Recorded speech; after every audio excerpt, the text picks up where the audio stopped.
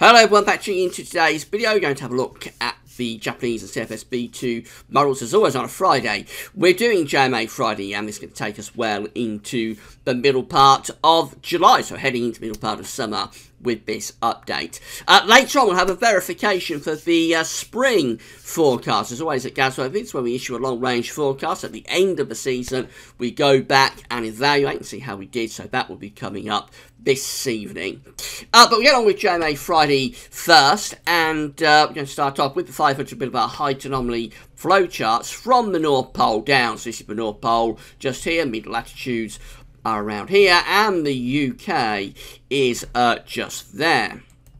500 millibars is an area in the absolute high pressure and low pressure are being moved around by the jet stream. And on these charts, the brighter colours extrapolate to above average heights, which is high pressure, and the blue colours, they extrapolate to below average heights, which is low pressure.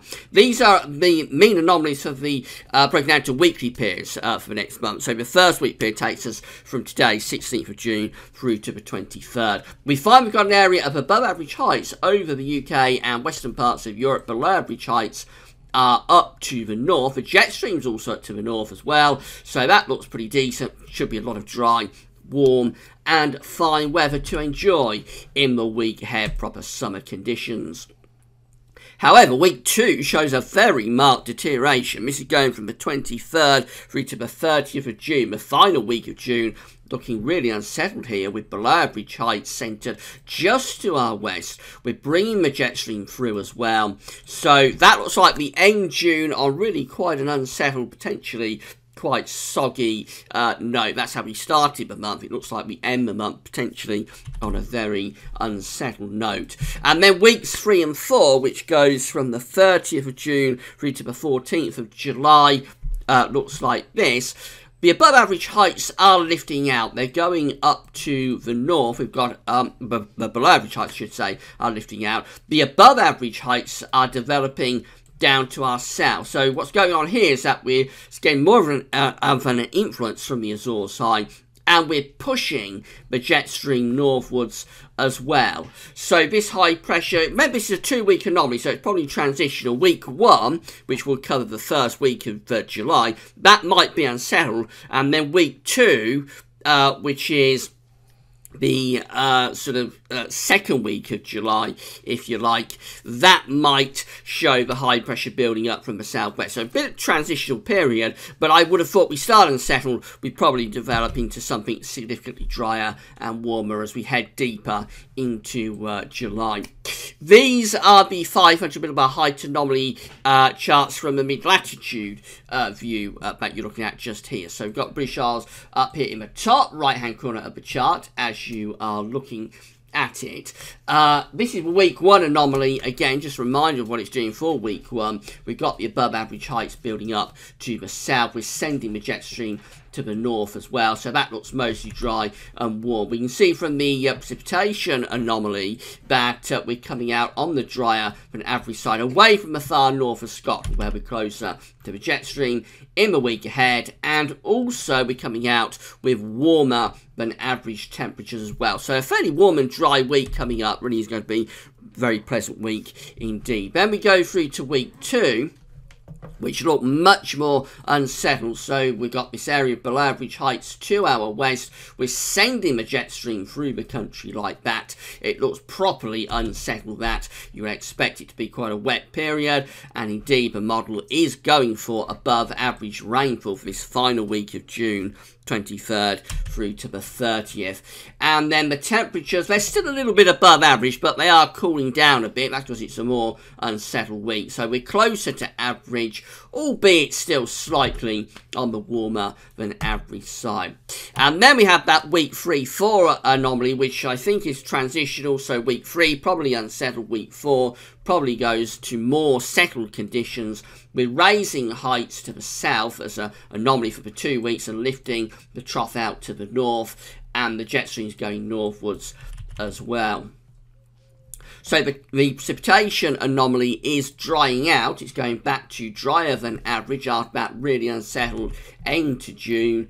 And the temperature anomaly, it's close to average, but it's probably starting to lift up. It is on the warmer than average side as well. So a fairly changeable period really from the JMA, but overall it does look reasonably dry, other than that wetter week that we get through the last week of June. It looks reasonably dry, and temperatures are coming out on the warmer than average side too.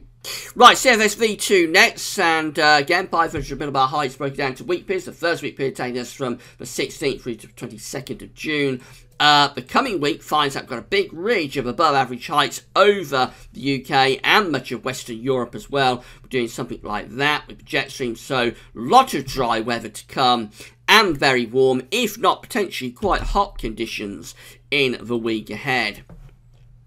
Week 2 still looks very warm. This is the 23rd through to 29th of June. We're taking that area of above average heights over to our east. We're developing below average heights to the west, and we're doing something like that with the jet stream. So it's turning more unsettled. We're still drawing the air up from the south between the trough and the ridge. So still a very warm influence in terms of temperatures. But this trough out here in the Atlantic would be providing the energy to potentially produce heavy rain and thunder as we're going through the last week of June. That looks like a classic thundery breakdown type situation, probably followed by a more unsettled and cooler air mass coming in from off the Atlantic. Week 3, which is the 30th of June through to the 6th of July, shows that we raise pressure to the southwest, below average heights up to the north. So doing something like this with projection looks quite pleasant really, but it isn't as hot as the earlier couple of weeks because we've got more of an Atlantic influence with the air mass, but will still be quite pleasant, I would have thought. Maybe unsettled and changeable at times for the north, but for the south you're close to that ridge, so I would have thought that's a fairly pleasant start to July.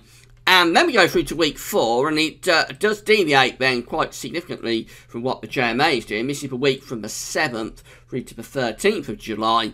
And we've got above average heights around Greenland and Iceland, and below average heights across Scandinavia. And we're probably going to be bringing down the wind from the north in that kind of situation. So that could turn a lot cooler, not necessarily all that unsettled, but it will certainly turn very significantly cooler there if that came up. But it is at odds with what the JMA is showing. It's a week 4 anomaly, so has to be a lot of doubt and question marks about that.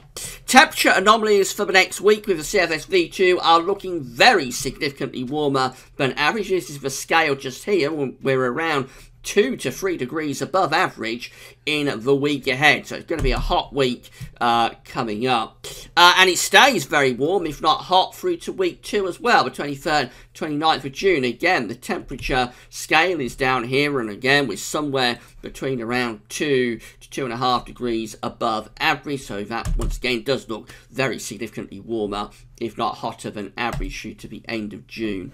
Week 3 shows a bit of a cool down, still slightly milder than average, but only around half a degree or so above average, so it is cooler there as we're starting July. And then week 4, remember this is when we're hinting at bringing down a northerly influence, that just goes down to average. So quite interesting there actually. It is at odds with what the JMA is showing, but it suggests the next 2 weeks are going to be very warm, if not hot, and then the first 2 weeks of July are likely to be very significantly cooler. We've moved through to precipitation anomalies, and the coming week looks very significantly drier than average. You can see the scale again just there. Week 2, however, this is when we're looking at that thundery potential. So this is the week from the 23rd to the 29th of June. It's going wetter than average. So the JMA and the CFS are in agreement about that the second week of June, the period, which is the last week of June, is likely to be really quite unsettled and potentially, certainly in terms of the CFS anyway, hinting at being thundery. Then we go through to week 3, which is the 30th of June to the 6th of July, and we're average with the precipitation, as we are for week 4, 7th to 13th of July. We lose the signal, as always, in these final 2 weeks. So we have got a bit of agreement here between the models. It looks like the coming week is going to have a lot of dry, warm, maybe hot weather to enjoy. Then we're looking at a more unsettled end to June. That's probably initially from thunderstorms, and then it may shift towards a more Atlantic influence, which is cooler, fresher, with bands of rain coming in. And then we go through into July, and there's quite a bit of uncertainty about July between these 2 models. I think the JMA is trying to shift back to something warmer and drier, whereas the CFS, if anything, is going towards quite cool northerly winds, certainly by the middle of July. So that's a fair way off, and we'll know more about that, I think, next week. Right, later on we'll have the verification for the spring forecast, so come back for that later on this afternoon. But that's all for now, and thanks for watching.